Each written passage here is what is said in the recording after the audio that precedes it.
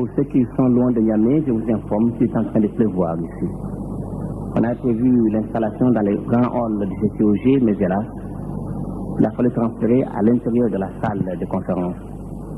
Pour ce faire, donc on a attendu et nous allons commencer avec vous. Nous avons un grand conférencier ce soir. Mesdames, Messieurs, la solution de facilité dit Cheikh Anta est très difficile à être présenté et puis on passe directement à la conférence. Mais quoi qu'il en soit, j'ai une multitude de livres ici que j'ai pu avoir grâce à M. Boubegado et au Franco, ainsi qu'au Seltou. Notre conférencier de ce soir, je l'ai résumé en disant que c'est un grand homme. C'est un historien. Plusieurs livres ont été écrits par lui. C'est un homme de culture, c'est un homme politique. Un homme de culture. Depuis 1955, il a fait un certain nombre de livres qui sont bien connus de vous, tels que Nation, Nègre et Culture, Antériorité des civilisations nègres, Mythes ou Vérités,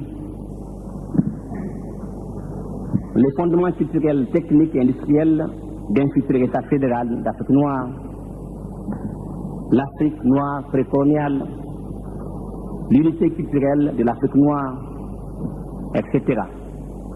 Il est également linguiste et égyptologue. Pour cet effet, plusieurs autres écrits ont été faits dans ce domaine. Il nous a écrit l'Antiquité africaine par l'image, le peuplement de l'Égypte ancienne et le déchirement de l'écriture néolithique, etc. Il est également physicien.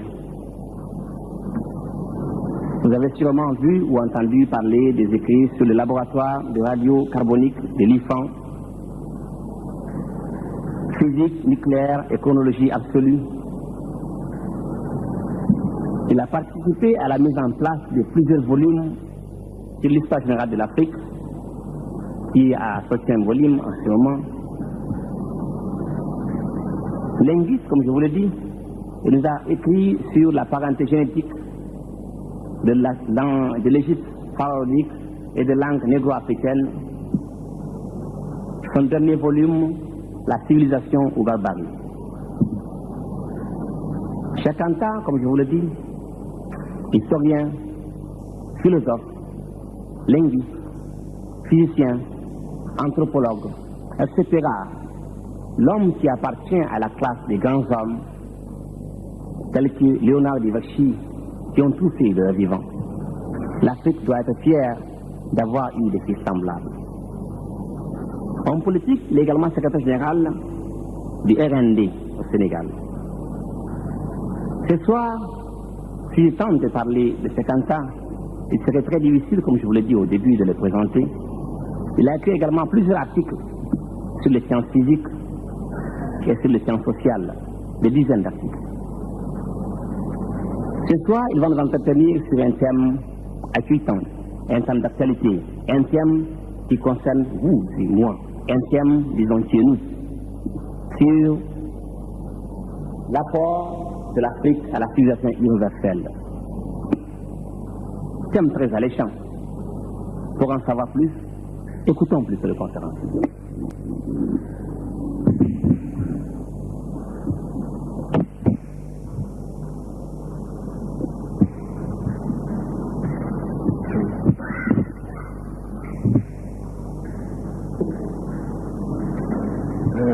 Mesdames, Mesdemoiselles, Messieurs,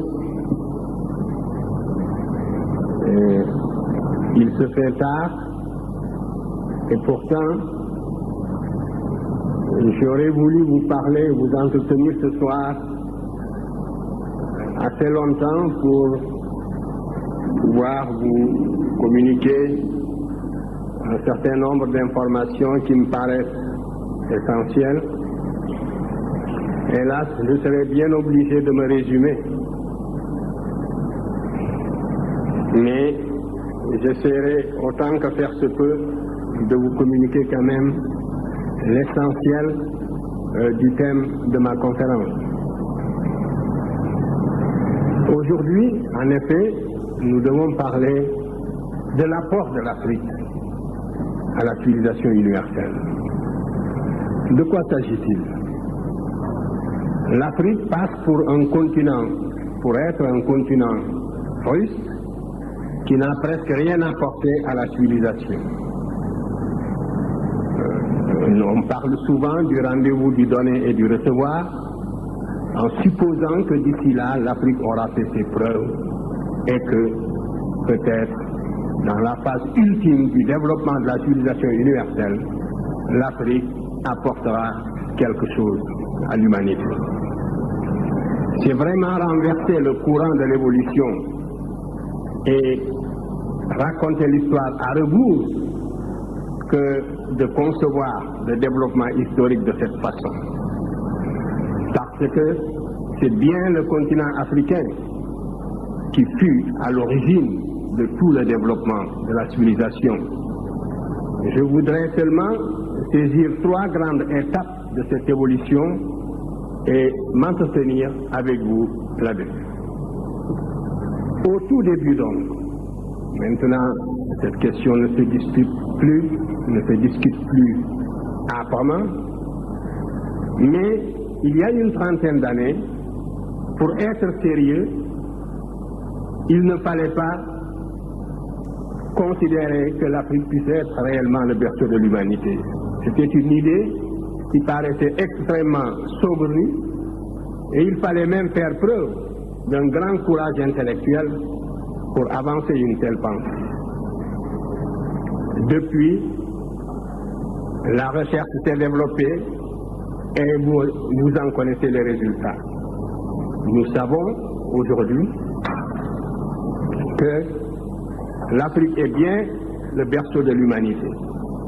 Mais vous me direz tout de suite que le berceau de l'humanité, on a dit que c'est un berceau à roulettes et qu'il passe d'un continent à l'autre. En fait, ceci est inexact. Ce berceau, on l'a placé au début en Asie, pour des raisons bien connues, relevant de la tradition biblique et aussi des apparences. C'est en Asie que se trouvent les 3 races. On a en Asie des noirs, des blancs et des jaunes, et la tradition biblique aussi plaçait le berceau de l'humanité sur ce continent. De la sorte, les premiers archéologues, tels que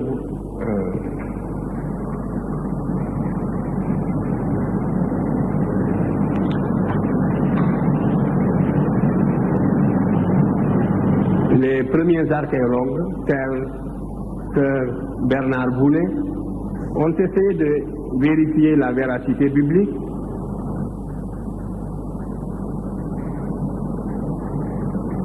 Donc, des fouilles ont été entreprises en Mésopotamie pour montrer que le déluge a bien eu lieu, que la Bible a dit vrai. En Asie, on a trouvé le Pithecanthrope. Ces minces éléments ont suffi pour placer le berceau de l'humanité en Asie. Mais dès que la recherche s'est intensifiée, on s'est aperçu que c'est vers l'Afrique plutôt qu'il faut regarder, d'autant plus que des auteurs comme Darwin avaient déjà suggéré cette idée-là. Maintenant, les fossiles et les vestiges trouvés en Afrique ne laissent plus aucun doute sur le fait que l'Afrique est le berceau de l'humanité. Et depuis que le berceau a été placé en Afrique, je vous l'ai dit, il ne l'a plus quitté. Et chaque jour, la recherche dans le domaine de la préhistoire, en matière, dans le domaine de l'archéologie préhistorique, prouve que l'Afrique est bel et bien le berceau de l'humanité. 6 spécimens d'hommes, si on peut les appeler ainsi, le terme est relativement impropre pour certains d'entre eux, mais pour nous exprimer d'une façon imagés, disons que 6 spécimens d'hommes sont nés en Afrique, ont vu le jour en Afrique.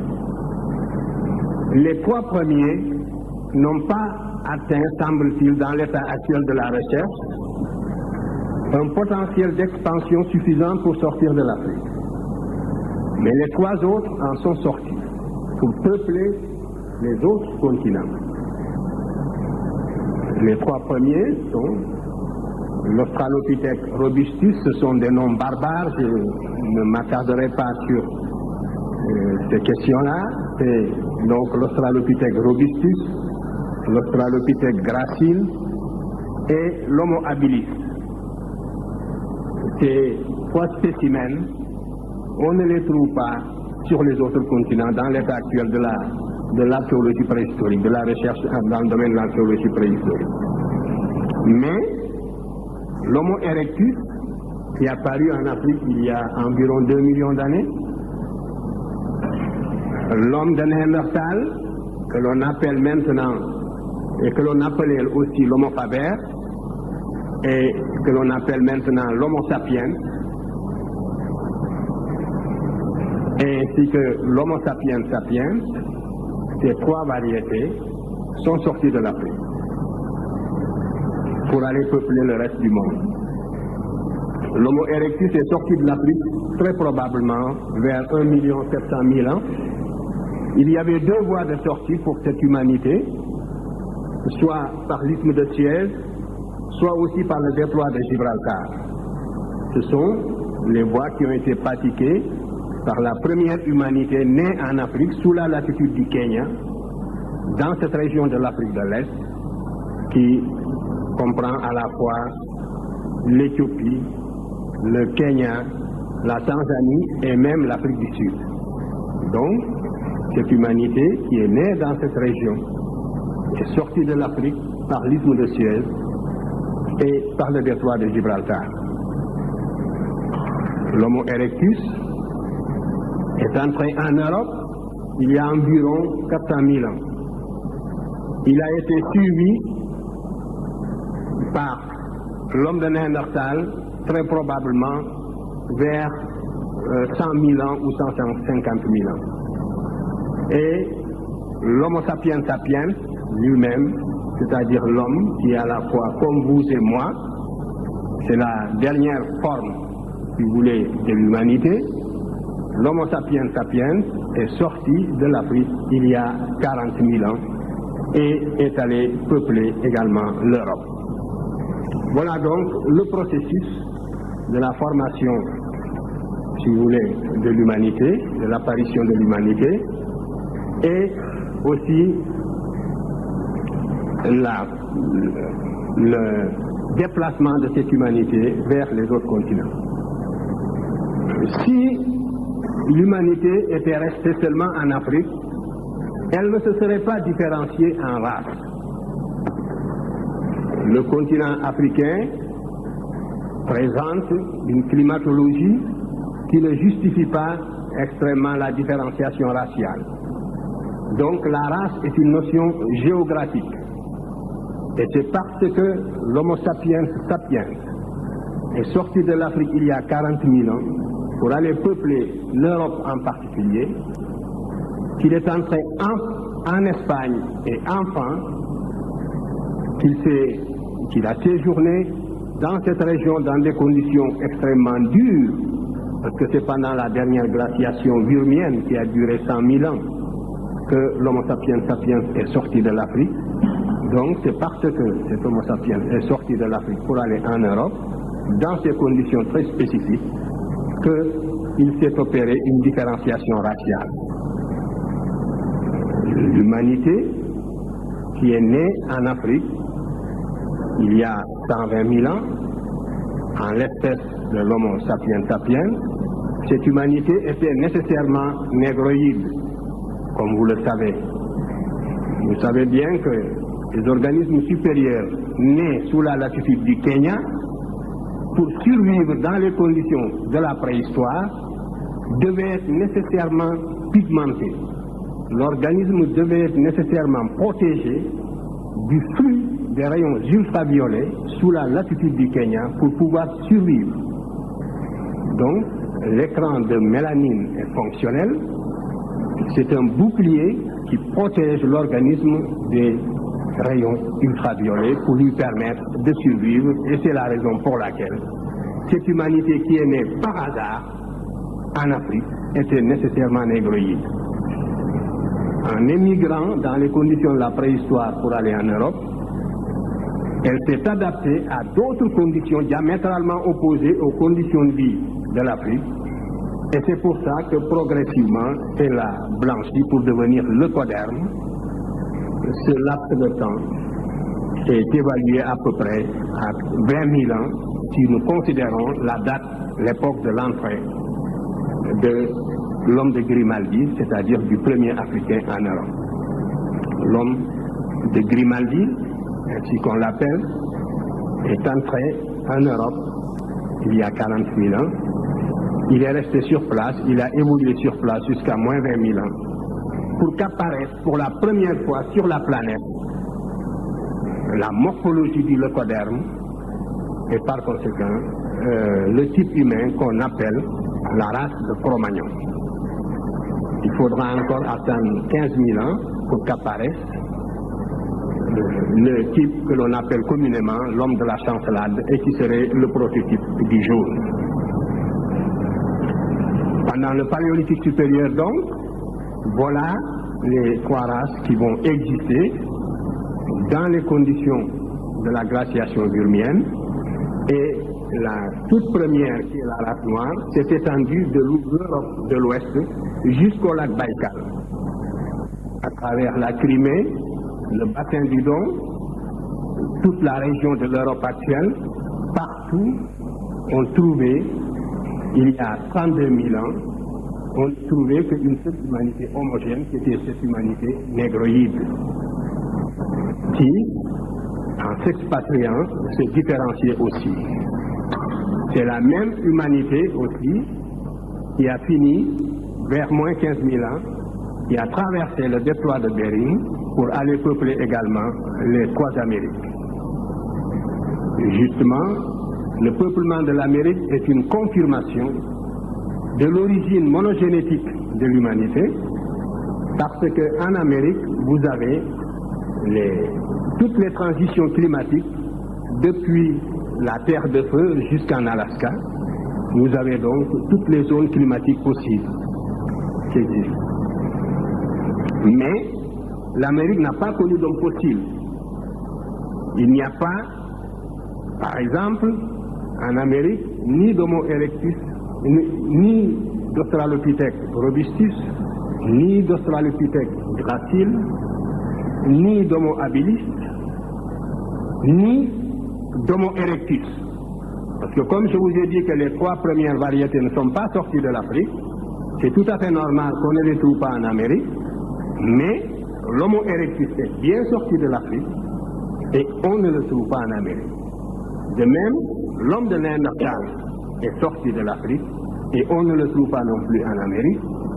Donc, nous voyons bien que l'origine monogénétique de l'humanité, qui au premier abord paraissait relativement invraisemblable, est confirmée par l'archéologie préhistorique. Si j'avais le temps, j'aurais parlé de la philosophie qui sous-tend les deux thèses qui s'affrontent aujourd'hui dans le domaine de l'hominisation et de la théorie de l'hominisation. Vous savez bien qu'il y a la thèse monogénétique qui s'appuie sur toutes ces données de l'archéologie préhistorique, mais à côté aussi il y a la thèse polycentrique qui voudrait que certaines conditions étant réunies, la nature ait créé ici un homme jaune, là un homme blanc et ailleurs un homme noir.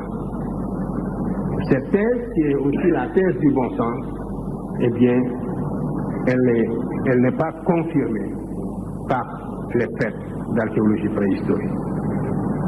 Et lorsqu'on y regarde de près, elle est même la plus invraisemblable parce qu'il est extrêmement improbable que la nature, au cours de son évolution, passe deux fois par le même point. Bref, c'est la thèse monogénétique qui est confirmée. La thèse polycentrique est sous-tendue aussi par des préoccupations, disons, raciales, pour ne pas dire racistes. Et tout ce que je vous dis sur l'origine de l'humanité ne doit pas nous inciter à tirer la moindre gloriole, si je puis dire, du fait. Il nous faut seulement considérer que c'est un fait du hasard. Mais si on le perd de vue, on explique l'évolution à rebours et on enlève l'appétit intellectuel aux chercheurs et aux étudiants. C'est donc le seul intérêt que présente cette thèse, c'est parce qu'elle est conforme à l'évolution réelle, au processus réel de domination, donc elle est conforme à la science, et prendre le contre-pied, c'est donc prendre le contre-pied de la science. Et voilà donc l'intérêt surtout qu'il faut attacher à cette théorie de l'apparition de l'homme en Afrique. Vous voyez donc qu'au tout début, par le plus grand des hasards, l'Afrique a vu naître l'humanité et le peuplement du reste du monde s'est fait à partir de l'Afrique. Et les hommes qui sont sortis de l'Afrique ne sont pas sortis de l'Afrique les mains nues. Ce sont des hommes qui sont sortis avec toute leur industrie constituée. L'homme de l'Orignacien avait inventé une industrie justement. Le grimalien, comme je l'ai appelé tout à l'heure, il a inventé une industrie qu'on appelle l'industrie orignatienne, c'est ainsi qu'on l'a caractérisé une fois qu'il est arrivé en France. Mais cet homme est entré en Europe avec son industrie bien constituée. L'industrie orignatienne, dont cet homme est responsable, n'est pas née en Europe. Elle a été inventée de l'extérieur. Et les inventions qui se situaient au niveau de la pierre à cette époque étaient de véritables révolutions. Cela aussi, il ne faut pas le perdre de vue. C'était le sommet du progrès. C'était au moment où l'homme devait affronter la nature, une nature quasi vierge, n'est-ce pas, pour la dompter. Et dans ces conditions-là, qui étaient des conditions extrêmement dures que l'imagination peut à peine aujourd'hui reproduire, les hommes, à cette époque-là, c'est l'Afrique qui a porté aux autres continents.